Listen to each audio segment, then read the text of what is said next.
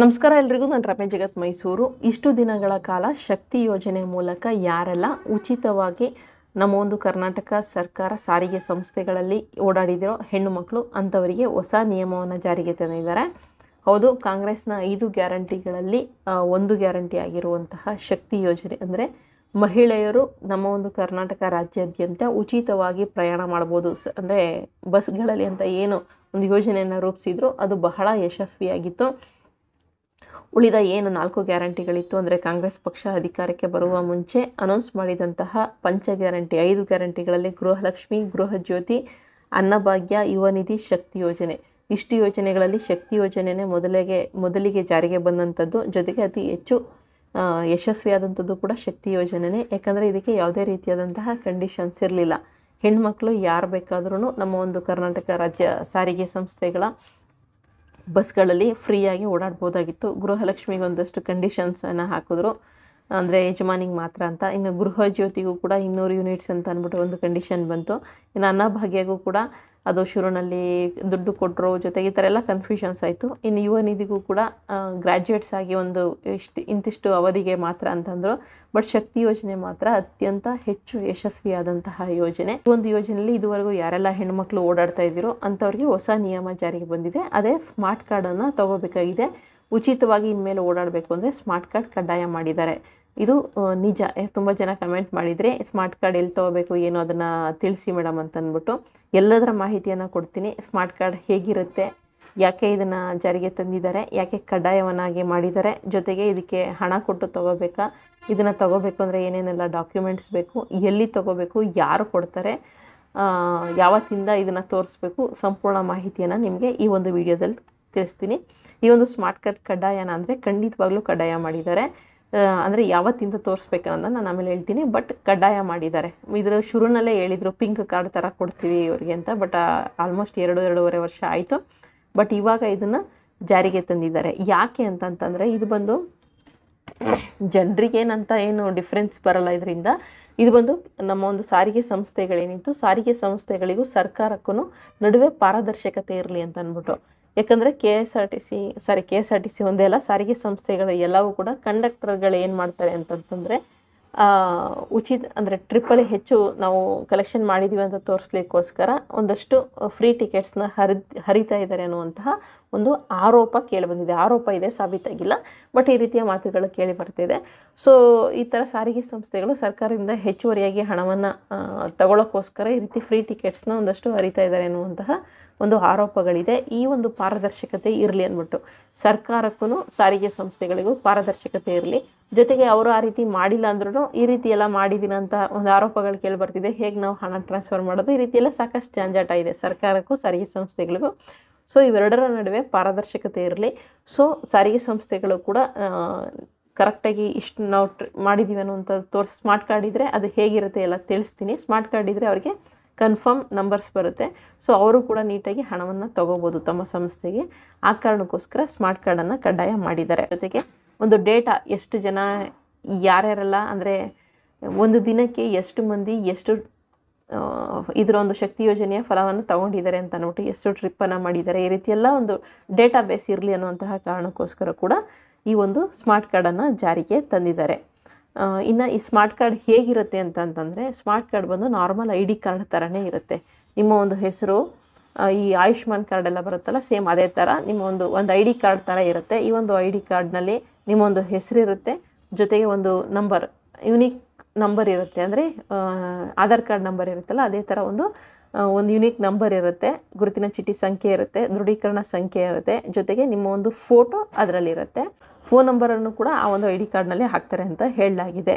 ಇನ್ನು ಟಿಕೆಟ್ ಕೊಡುವಾಗ ಒಂದು ದೃಢೀಕರಣ ಸಂಖ್ಯೆ ಏನಿರುತ್ತೆ ಆ ಒಂದು ID ಕಾರ್ಡ್ ಮೇಲೆ ಇರುತ್ತಲ್ಲ, ಆ ಒಂದು ದೃಢೀಕರಣ ಸಂಖ್ಯೆನ ಕಂಡಕ್ಟರ್ಗಳೇನು ಮಾಡಬೇಕು, ಈಗ ಪಾಸ್ಗಳಿರುತ್ತೆ ನೋಡಿ, ಸ್ಟೂಡೆಂಟ್ ಪಾಸ್ಗಳೇ ಒಂದು ದೃಢೀಕರಣ ಸಂಖ್ಯೆ ಇರುತ್ತೆ. ಆ ಒಂದು ಸಂಖ್ಯೆಯನ್ನು ಅವರು ಒಂದು ಮಿಷಿನ್ ಏನು ಬರುತ್ತೆ ಟಿಕೆಟ್ ಕೊಡುವಂತಹ ಮಿಷಿನಲ್ಲಿ ಹಾಕಿದಾಗ ಇಂಥ ಒಂದು ಪಾಸ್ನ ಸಂಖ್ಯೆ ಈ ರೂಟಲ್ಲಿ ಓಡಾಡಿರೋದು ಅಂತ ಕನ್ಫರ್ಮ್ ಆಗುತ್ತಲ್ಲ, ಸೇಮ್ ಅದೇ ಥರ ಈ ಒಂದು ಸ್ಮಾರ್ಟ್ ಕಾರ್ಡು ಅಂದರೆ ಮಹಿಳೆಯರಿಗೆ ಏನು ಕೊಡ್ತಾರೆ ಸ್ಮಾರ್ಟ್ ಕಾರ್ಡು, ಅದರಲ್ಲೂ ಕೂಡ ಒಂದು ದೃಢೀಕರಣ ಸಂಖ್ಯೆ ಇರುತ್ತೆ. ಆ ದೃಢೀಕರಣ ಸಂಖ್ಯೆನ ತಮ್ಮ ಒಂದು ಟಿಕೆಟ್ ಕೊಡುವಂತಹ ಮಿಷಿನಲ್ಲಿ ಎಂಟರ್ ಮಾಡಿದ್ರೆ ನಿಮಗೆ ಟಿಕೆಟ್ ಬರುತ್ತೆ.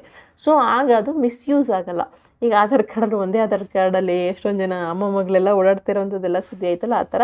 ಸೊ ಈ ಒಂದು ದೃಢೀಕರಣ ಇರುವಂಥ ಸಂಖ್ಯೆ ಇರುವಂತಹ ಕಾರ್ಡು ಇಲ್ಲಿ ಈಗ ಒಂದು ಮೈಸೂರು ಬೆಂಗಳೂರು ಟ್ರಿಪ್ಪಲ್ಲಿ ಇದೆ ಅಂದರೆ ಅದು ಇನ್ನೆಲ್ಲೂ ಮಿಸ್ಯೂಸ್ ಆಗಲ್ಲ, ಬೇರೆ ಯಾರಿಗೂ ಮಿಸ್ಯೂಸ್ ಆಗಲ್ಲ, ಇನ್ನೆಲ್ಲೋ ಟ್ರಿಪ್ಪಲ್ಲಿ ಅವರು ಕೊಡೋದಕ್ಕಾಗಲ್ಲ. ಸೊ ಕಂಡಕ್ಟರ್ ಕೂಡ ಒಂದು ದೃಢೀಕರಣ ಸಂಖ್ಯೆನ ಎಂಟರ್ ಮಾಡಲೇಬೇಕಾಗುತ್ತೆ.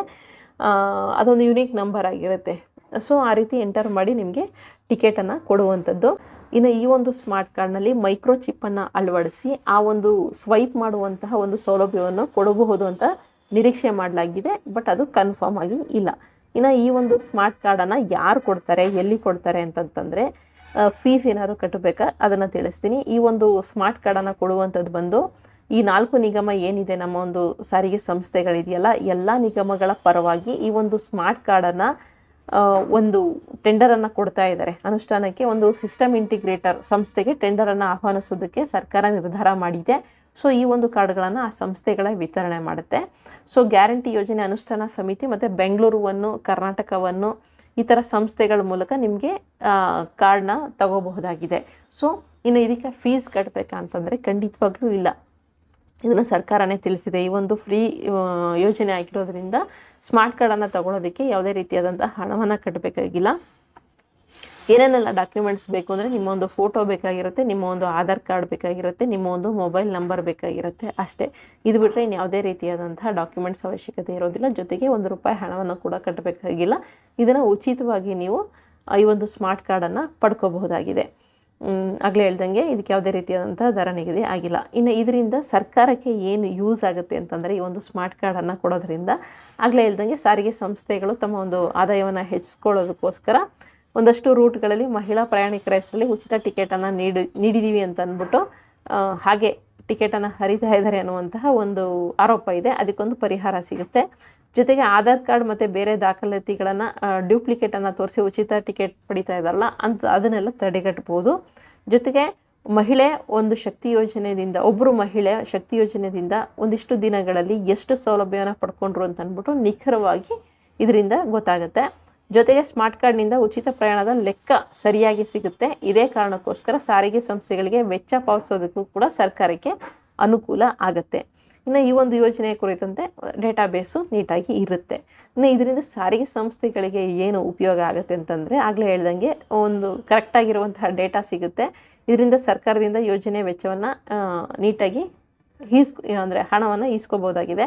ಜೊತೆಗೆ ಉಚಿತ ಟಿಕೆಟ್ ನೀಡಿದ್ದಕ್ಕೆ ಒಂದು ಈಗ ಸಪ್ರೇಟ್ ಡೇಟಾಬೇಸನ್ನು ಮೇಂಟೈನ್ ಮಾಡ್ತಾ ಇದ್ದಾರೆ, ಎಷ್ಟು ಉಚಿತ ಟಿಕೆಟ್ ಕೊಟ್ಟಿದ್ದೀವಿ ಅಂತ. ಆವಾಗ ಆ ರೀತಿ ಇರೋದಿಲ್ಲ. ಪಾಸ್ ಎಂಟ್ರಿ ಮಾಡ್ತಾರಲ್ಲ ಅದೇ ರೀತಿಯಾಗಿ ಒಂದು ಸ್ಮಾರ್ಟ್ ಕಾರ್ಡನ್ನು ಕೂಡ ಎಂಟ್ರಿ ಮಾಡ್ಬೋದು. ಸಪ್ರೇಟಾಗಿ ಏನು ಡೇಟಾವನ್ನು ಮೇಂಟೈನ್ ಮಾಡುವಂತಹ ಅಗತ್ಯ ಇರೋದಿಲ್ಲ. ಜೊತೆಗೆ ಆಧಾರ್ ಕಾರ್ಡು ಮತ್ತು ಬೇರೆ ಗುರುತಿನ ಚೀಟಿನ ಪರಿಶೀಲನೆ ಮಾಡುವಂತಹ ಅಗತ್ಯ ಇರೋದಿಲ್ಲ. ಸ್ಮಾರ್ಟ್ ಕಾರ್ಡ್ ಇದ್ದರೆ ಟಿಕೆಟ್ ಕೊಡ್ತೀವಿ, ಇಲ್ಲಾಂದರೆ ಟಿಕೆಟ್ ಕೊಡೋದಿಲ್ಲ ಅಂತ ನೇರವಾಗಿ ಹೇಳ್ಬೋದು. ಸೊ ಸ್ಮಾರ್ಟ್ ಕಾರ್ಡ್ ಇದ್ದವರಿಗೆ ಮಾತ್ರನೇ ಟಿಕೆಟ್ ನೀಡೋದಕ್ಕೆ ಸುಲಭ ಆಗುತ್ತೆ. ಇನ್ನು ಇದ್ರ ಜೊತೆಗೆ ಈ ಒಂದು ಶಕ್ತಿ ಯೋಜನೆ ಇದರಲ್ಲಿ ಅಕ್ರಮವಾಗಿ ಉಚಿತ ಟಿಕೆಟನ್ನು ಕೊಟ್ಟು ಟ್ರಿಪ್ನ ಕಲೆಕ್ಷನ್ ಹೆಚ್ಚಿಸ್ತಾ ಇದ್ದಾರೆ ಅಂತ ಒಂದು ಆರೋಪ ಏನಿದೆ, ಆ ಆರೋಪದಿಂದನೂ ಕೂಡ ಮುಕ್ತರಾಗ್ಬೋದು. ಇನ್ನು ಈ ಒಂದು ಸ್ಮಾರ್ಟ್ ಕಾರ್ಡ್ ನಿಮಗೆ ಯಾವಾಗ ಸಿಗುತ್ತೆ, ನೀವು ಯಾವಾಗಿಂದ ತೋರಿಸ್ಬೇಕು ಅಂದರೆ ಅದಕ್ಕಿನ್ನ ಟೈಮ್ ಇದೆ. ಅಂದರೆ ಆಲ್ಮೋಸ್ಟ್ ಇನ್ನೂ 3 ತಿಂಗಳಷ್ಟು ಟೈಮ್ ಇದೆ. ಸದ್ಯಕ್ಕೆ ಈಗ ಸ್ಮಾರ್ಟ್ ಕಾರ್ಡನ್ನು ತಯಾರು ಮಾಡೋದಕ್ಕೆ, ಅದನ್ನು ವಿತರಣೆ ಮಾಡೋದಕ್ಕೋಸ್ಕರ ಒಂದು ಸಂಸ್ಥೆಯನ್ನು ಹುಡುಕೋದಕ್ಕೆ ಸರ್ಕಾರ ಆಲ್ರೆಡಿ ಟೆಂಡರನ್ನು ಕರೆದಿದೆ.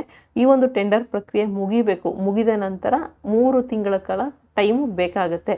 ಮೋಸ್ಟ್ಲಿ ಆಲ್ಮೋಸ್ಟ್ ಇನ್ನು ಇವಾಗ ಫೆಬ್ರವರಿ ಅಂತಂದರೆ ಮಾರ್ಚ್, ಏಪ್ರಿಲ್, ಮೇ 3 ತಿಂಗಳಾಗುತ್ತೆ. ಇನ್ನು ಜೂನ್ಗೆ ಆಲ್ಮೋಸ್ಟ್ ಸರ್ಕಾರ ರಚನೆಯಾಗಿ 3 ವರ್ಷ ಕಂಪ್ಲೀಟ್ ಆಗುತ್ತಲ್ಲ, ಅಂತಹ ಸಮಯದಲ್ಲಿ ಈ ಒಂದು ಶಕ್ತಿ ಯೋಜನೆಗೂ ಕೂಡ 3 ವರ್ಷ ಕಂಪ್ಲೀಟ್ ಆಗುತ್ತೆ.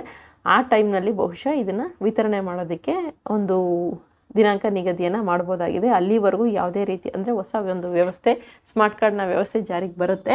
ಅಲ್ಲಿವರೆಗೂ ಯಾವುದೇ ರೀತಿಯಾದಂಥ ಚಿಂತೆ ಇಲ್ಲ. ನಿಮ್ಮ ಒಂದು ಆಧಾರ್ ಕಾರ್ಡ್ ಏನಿದೆ ಆ ಒಂದು ಆಧಾರ್ ಕಾರ್ಡನ್ನೇ ತೋರಿಸಿ ನೀವು ಪ್ರಯಾಣ ಮಾಡ್ಬೋದಾಗಿದೆ. ಅದು ಜಾರಿಗೆ ತರ್ತಾ ಇದ್ದೀವಿ ಅಂತ ಅಂದ್ಬಿಟ್ಟು ತಿಳಿಸಿದ್ರಲ್ಲ, ಅದಕ್ಕೋಸ್ಕರ ಸ್ವಲ್ಪ ದೊಡ್ಡ ಮಟ್ಟದಲ್ಲಿ ಸುದ್ದಿ ಆಯಿತು ಅಷ್ಟೇ. ಈ ಹಿಂದೆ ಕೂಡ ಸ್ಮಾರ್ಟ್ ಕಾರ್ಡ್ ಶುರುವಿನಲ್ಲೇ ಒಂದು 6 ತಿಂಗಳಲ್ಲೇ ಸ್ಮಾರ್ಟ್ ಕಾರ್ಡ್ ವಿತರಣೆ ಮಾಡ್ತೀವಿ ಅಂತ ಅಂದ್ಬಿಟ್ಟು ಸರ್ಕಾರ ರಚನೆ ಆದಾಗಲೇ ತಿಳಿಸಿದ್ರು. ಬಟ್ ಅದಾಗಿರಲಿಲ್ಲ. ಬಟ್ ಇವಾಗ ಟೆಂಡರೆಲ್ಲ ಆಲ್ರೆಡಿ ಕರೆದಿದ್ದಾರೆ ಸಂಸ್ಥೆಗೆ, ಅದು ಏನು ಸ್ಮಾರ್ಟ್ ಕಾರ್ಡನ್ನ ತಯಾರು ಮಾಡಿ ವಿತರಣೆ ಮಾಡೋದಕ್ಕೋಸ್ಕರ. ಸೊ ಇವಾಗ ನಿಮಗೆ ಕನ್ಫರ್ಮ್ ಆಗಿ ಇನ್ನೊಂದು 3 ತಿಂಗಳಲ್ಲಿ ಸ್ಮಾರ್ಟ್ ಕಾರ್ಡ್ ಸಿಗುತ್ತೆ. ಅದು ಅಪ್ಲಿಕೇಶನ್ ಓಪನ್ ಆದಾಗ ಅಂದರೆ ಯಾವಾಗೆಲ್ಲ ತೊಗೋಬೋದು ಅಂತ ಅಂದ್ಬಿಟ್ಟು ಇನ್ಫಾರ್ಮೇಷನ್ ಬಂದ ಕೂಡಲೇ ನಿಮಗೆ ತಿಳಿಸ್ತೀನಿ. ಸೊ ಡಾಕ್ಯುಮೆಂಟ್ಸ್ ಏನು ಹೆಚ್ಚಿಗೆ ಬೇಕಾಗಿಲ್ಲ, Aadhaar card, phone number, photo ಇದ್ದರೆ ಸಾಕು, ನೀವು ತೊಗೋಬೋದಾಗಿದೆ. ಅದು ಅಪ್ಲಿಕೇಶನ್ ಕರೆದಾಗ ನಾನು ನಿಮಗೆ ಮಾಹಿತಿಯನ್ನು ಕೊಡ್ತೀನಿ. ಸೊ ಇನ್ನೊಂದು 3 ತಿಂಗಳಲ್ಲಿ ಸ್ಮಾರ್ಟ್ ಕಾರ್ಡು ಕಡ್ಡಾಯ ಆಗುತ್ತೆ. ಉಚಿತವಾಗಿ ಪ್ರಯಾಣ ಮಾಡುವಂಥವ್ರು ಮಿಸ್ಯೂಸ್ ಮಾಡ್ಕೊಳ್ಳೋದಕ್ಕೆ ದಾರಿ ಆಗೋದಿಲ್ಲ. ಸೊ ಸ್ಮಾರ್ಟ್ ಕಾರ್ಡನ್ನು ತೋರಿಸಿ ನೀವು ಆರಾಮಾಗಿ ಓಡಾಡಬಹುದಾಗಿದೆ. ಇನ್ನು 3 ತಿಂಗಳು ಕಾಲಾವಕಾಶ ಇದೆ, ಏನೂ ಟೆನ್ಷನ್ ಇಲ್ಲ. ನಿಮ್ಮ ಆಧಾರ್ ಕಾರ್ಡನ್ನು ತೋರಿಸಿನೇ ನೀವು ಇವಾಗ ಸದ್ಯಕ್ಕೆ ಅದರ ಅನುಕೂಲ ಪಡ್ಕೋತಾ ಇರೋವಂಥವ್ರು ಉಚಿತವಾಗಿ ಅನುಕೂಲವನ್ನು ಪಡ್ಕೋಬೋದಾಗಿದೆ. ಇದಿಷ್ಟು ಇವತ್ತಿನ ವಿಡಿಯೋ. ಮಾಹಿತಿ ಉಪಯುಕ್ತ ಆಗಿತ್ತು ಅಂತ ಅನಿಸಿದ್ರೆ ಹಾಗೆ ಒಂದು ಸಬ್ಸ್ಕ್ರೈಬ್ ಮಾಡ್ಕೊಳ್ಳಿ. ಮುಂದಿನ ವಿಡಿಯೋ ಜೊತೆ ಮತ್ತೆ ಸಿಗ್ತೀನಿ. ಧನ್ಯವಾದಗಳು. Thank you so much.